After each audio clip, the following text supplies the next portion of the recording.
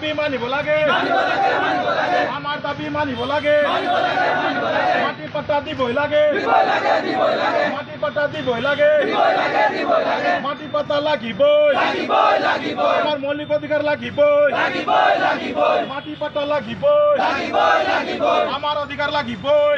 হয় মই উপস্থিত আছো গোলাঘাট জিলা আয়ুক্ত কাৰ্যালয়ত। আবছাৰ গোলাঘাট জিলাৰ উদ্যোগত ধৰ্ণা কাৰ্যসূচী ইতিমধ্যে 3টা দফালৈ তেওঁলোকে ইয়াত উপস্থিত হৈছে।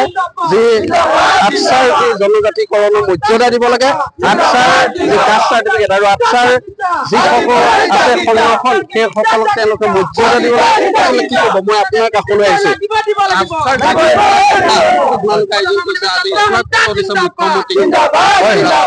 প্ৰধানমন্ত্ৰী কি ক'ব?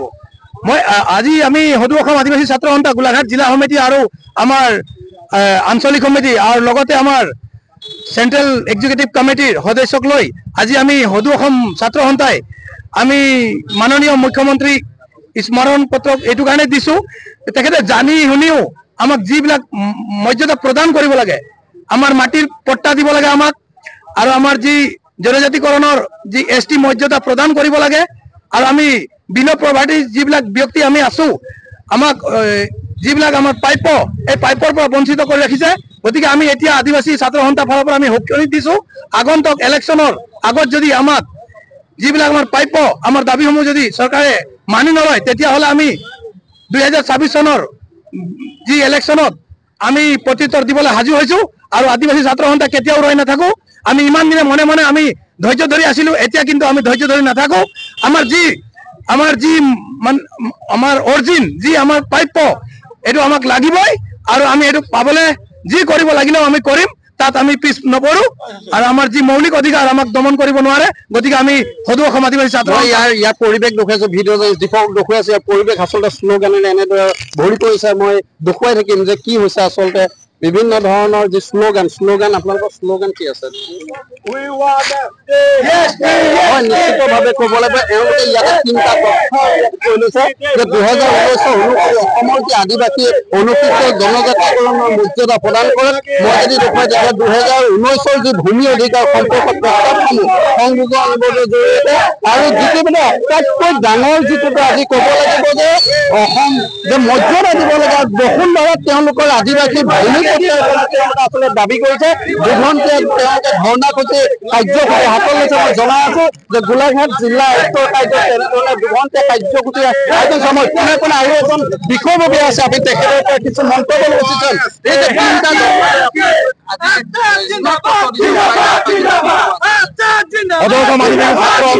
জিলা সমিতি হৈ আমি আজি মুখ্যমন্ত্ৰীক আমাৰ দাবী হৈ গ'ল জনজাতিকৰণ, আমাৰ দাবী হৈ গ'ল লেণ্ড পাটা ভূমি পাটা, আৰু আমাৰ আদিবাসী নামাকৰণত আমাক কাষ্ট চাৰ্টিফিকেট দিব লাগে।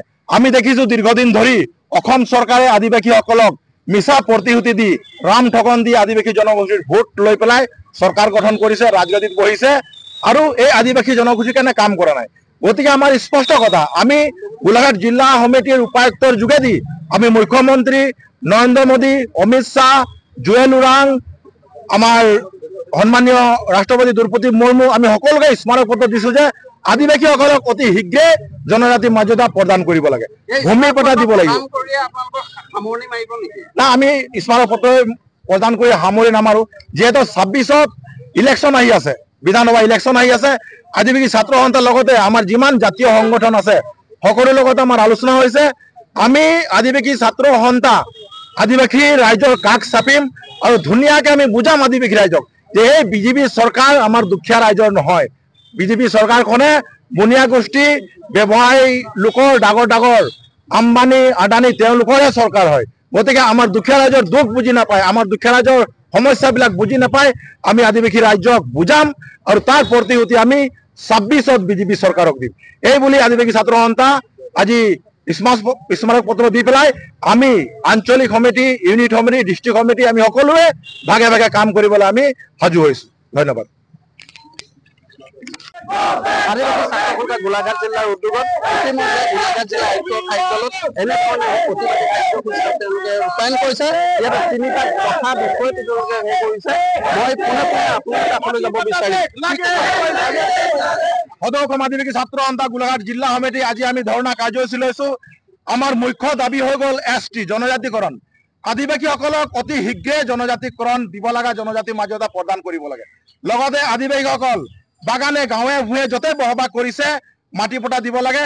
আদিবাসী জনগোষ্ঠীটোক নিজৰ নামত কাষ্ট চাৰ্টিফিকেট দিব লাগে।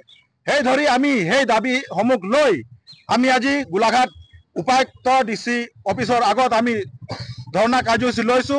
আমি DCৰ যোগেদি আমি ডক্টৰ হিমন্ত বিশ্ব শৰ্মা অসমৰ মুখ্যমন্ত্ৰী, প্ৰধানমন্ত্ৰী, জুৱেল ওৰাং, অমিত শ্বাহ, আমি সকলো বিষয়াক আমি আমাৰ গোলাঘাট DCৰ যোগেদি আমি স্মাৰক পত্ৰ প্ৰদান কৰিছো। আমি দেখিছো অসম চৰকাৰে আমাৰ সন্মানীয় ডক্টৰ হিমন্ত বিশ্ব শৰ্মা অসমৰ মুখ্যমন্ত্ৰী তেখেতে ইলেকশ্যন সময়ত আহি পেলাই বহুত প্ৰলোভন দিব। আপোনালোকৰ STৰ কাম কাজ 90% হৈ আছে, 90% হৈ গ'ল আৰু 10% আছে। গতিকে আপোনালোকে ST পাবই, জনজাতিকৰণৰ মৰ্যাদা পাবই। এনেকুৱা কৈ কৈ আমাৰ জনগোষ্ঠীৰ ভোট লৈ পেলাই তেখেতে ৰাজগাদীত বহে, চৰকাৰ চলায় আৰু আমাৰ আদিবাসীসকলৰ সমস্যাবিলাক পাহৰি যায়। আমি এইবাৰ গাঁৱে ভূঞে বাগানে চহৰে গোটেই গৈ দাফাই দাফাই গৈ গীৰ্জা নামঘৰ সকলোতে গৈ আমি ৰাইজক বুজাইছো যে এই বিজেপি চৰকাৰখনে আমাৰ জনগোষ্ঠীটোক ৰাম ঠগন দি আছে। আমাৰ প্ৰাপ্যবিলাক দিয়া নাই। আজি স্কুল বনাইছে বাগান বাগান, কিন্তু অপেনিং কৰিব পৰা নাই, অকল বিল্ডিংটো বনাই থৈ দিছে। 2-3 হাজাৰ একাউণ্ট খুলি পইচা সোমাই দিছে আৰু বাকী যিবিলাক মেজৰ, যিবিলাক নেকি মুখ্য আমাৰ জনজাতিকৰণ, মাটি পাটা, আমাৰ কাষ্ট চাৰ্টিফিকেট, আমাৰ সংস্থাপন সেইবিলাকৰ লৈ কাম কৰা নাই। গতিকে আমি 26ৰ আগে আগে যদি অসম চৰকাৰ আৰু কেন্দ্ৰীয় চৰকাৰ আমাৰ জনজাতিকৰণ প্ৰদান নকৰে, ভূমি পাটা নিদিয়ে, কাষ্ট চাৰ্টিফিকেট আদিবাসী নামাকৰণ যদি নিদিয়ে, তেতিয়া আমি তাৰ প্ৰতিশ্ৰুতি দিবলৈ আদিবাসী ছাত্ৰ সন্থা সাজু হৈছে। লগতে আদিবাসী ৰাইজকো বুজাব, গাঁৱে গাঁৱে বাগানে দাফাই দাফাই গৈ পেলাই চবক বুজাব যে এই চৰকাৰখনে আমাৰ দুখীয়া দৰিদ্ৰৰ নহয়, এই চৰকাৰখনে পুঁজিবাদীৰ চৰকাৰ, এই চৰকাৰখনে ধনী মানুহৰ চৰকাৰ। গতিকে আমি ৰাইজক বুজাইছো, ৰাইজক বুজি পাইছে।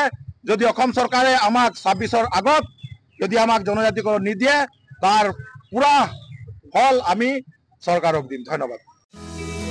আপুনি নৰ্থ ইষ্ট ফুৰিম বুলি ভাবিছে নেকি? আপুনি নৰ্থ ইষ্ট ক'ত কেনেকৈ ফুৰিম বুলি যদি ভাবি আছে, তেতিয়াহ'লে এতিয়াৰ পৰা আৰু চিন্তা নাই। আপনি গাড়ী আছে। আপনি গাড়ী এটা নিৰ্ভৰযোগ্য টেক্সি সেৱা প্ৰতিষ্ঠান, য'ত দক্ষ টুৰ গাইডছ লৈ আপুনি ঘূৰিব পাৰিব আৰু লগতে আপুনি ডমেষ্টিক বা ইণ্টাৰনেশ্যনেল পেকেজেছ আৰু ফ্লাইট, বাছ, ৰেলৱে বা হোটেল বুকিঙৰো সুবিধা পাব। সবিশেষ জানিবলৈ আৰু সেৱা গ্ৰহণ কৰিবলৈ www.apnigari.com এতিয়াই লগ ইন কৰক অথবা স্ক্ৰীণত দিয়া নম্বৰত যোগাযোগ কৰক।